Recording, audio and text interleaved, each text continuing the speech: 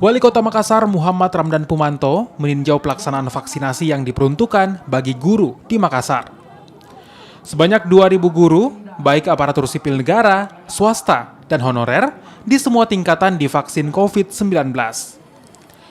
Lapangan Karebosi dipilih lantaran mampu menampung ribuan orang. Festival Smart Vaksinasi dilakukan selama 2 hari, yang tiap harinya menyasar 1.000 peserta. Penerapan protokol kesehatan juga diterapkan dalam proses vaksinasi kali ini dan peserta yang hadir diatur secara bergantian untuk menghindari kerumunan. Satu tempat satu hari paling maksimal bisa 200 sampai 300. Tapi ini hari kita bisa mencapai 2.000 orang.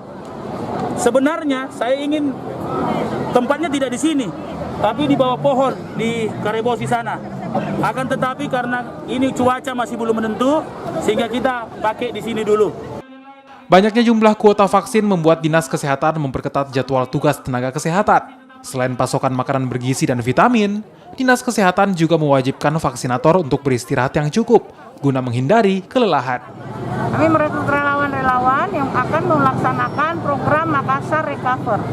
Kami sudah melatih mereka untuk saat ini nanti totalnya 1.000 relawan yang akan kita latih sebagai vaksinator dengan satu tim dari puskesmas juga seperti itu. Jadi combine itu akan mempercepat proses vaksinasi.